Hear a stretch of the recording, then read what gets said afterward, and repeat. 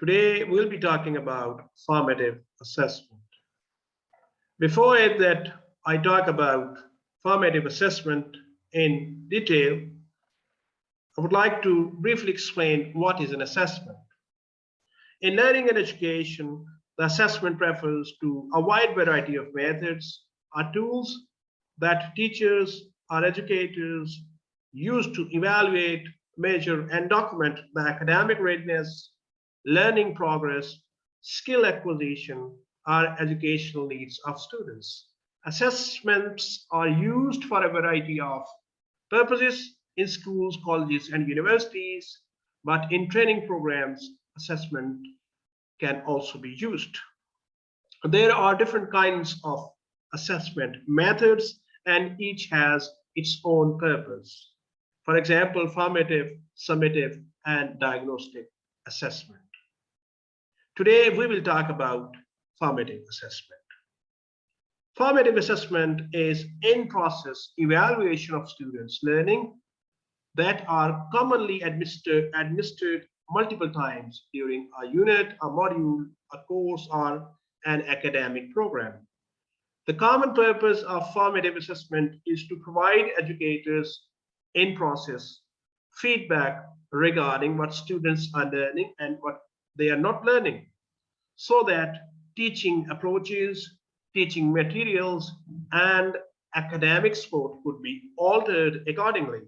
Formative assessments are commonly not scored or graded, and they may take a variety of forms, from more formal quizzes and assignments to informal questioning techniques and classroom based discussions with the students. The main purpose of formative assessment is to monitor students' learning and to offer them ongoing feedback that could be used by teachers to enhance their own teaching and by the students to enhance their own learning. More precisely, formative assessment facilitates students to identify their own strengths and weaknesses and target areas that need further work. It can facilitate teachers to recognize where the students are struggling, and it can help them to address those problems immediately.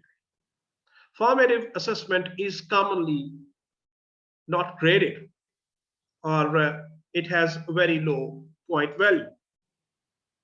Finally, we'll talk about how does formative assessment promote learning. Teachers using formative assessment methods are better prepared to meet diverse students' needs through differentiation and adaptation of teaching to raise levels of student achievement and to obtain a greater equity of student outcomes. Formative assessments build students' learning to learn skills by focusing the process of teaching and learning and involving students as partners in that learning process. It also builds student skills at peer assessment and self-assessment and facilitates students in a range of effective learning strategies. That's it from my side. Now I would request Suleiman to present his part. Thank you very much. We're going to be talking about the characteristics of formative assessment, and this is heavily based on the work by Bell and Cowie in 2001.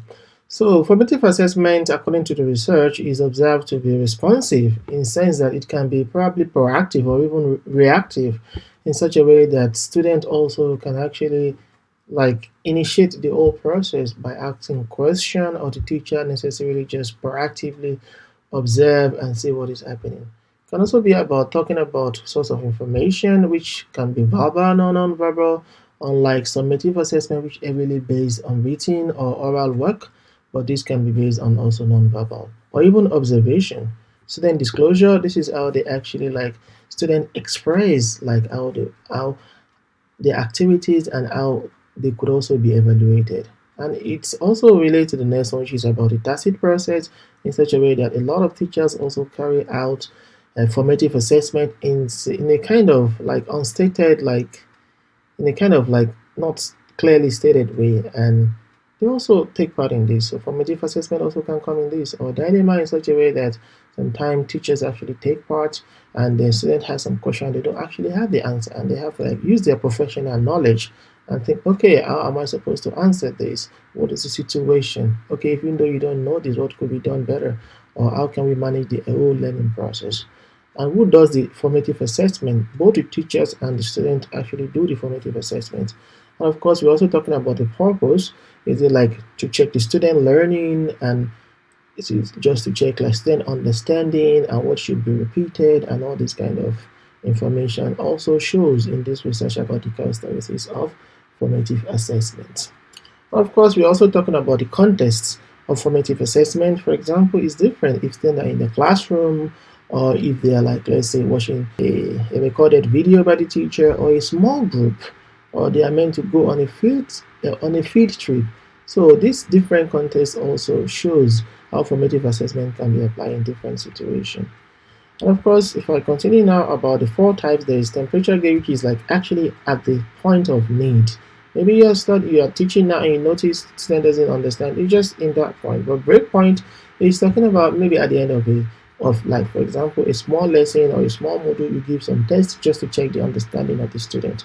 And sometimes also it could also be student directed assessment, whereby students actually do some kind of self-evaluation, self-assessment, just to check their learning, and you can get this feedback and say, okay, this has to be repeated or something like this.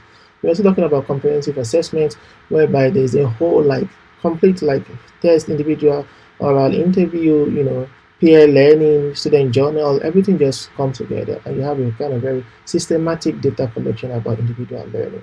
This card on the right actually shows some kind of different assessment strategy, not necessarily the types. So for example, here we can use like the exit card, where a student can actually like put some little point they want to learn better or what they have understood.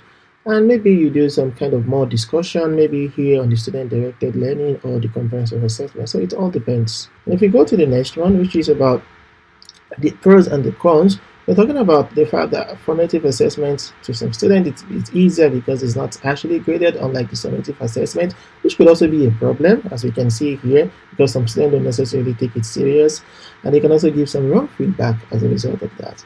And also, students can have like dropping assistance at the right time, not just they have to wait till the end of the course.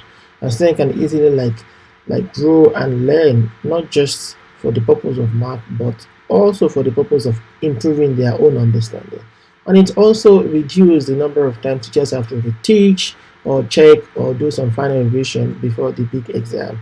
But on the con side, as I've mentioned some of it earlier, we have extra workload because some teachers complain, according to different research, that it's a bit difficult to do a formative assessment in between the lessons and also like teaching at the same time. And most of the time, maybe they have to rush up on their real, like the actual learning goals. And of course, time constraints, as I've said, and continuous grade do not necessarily count towards final grade, so some students don't necessarily take it so serious. And of course, it could also give room for some misinterpretation, where some students might not necessarily give the accurate feedback from mere observation, as teachers don't necessarily interpret it accurately. And this is what I have from my side. Thank you. I recommend to check this Kawi by Bell also, Kawi and Bell, and it's very good read. Thanks.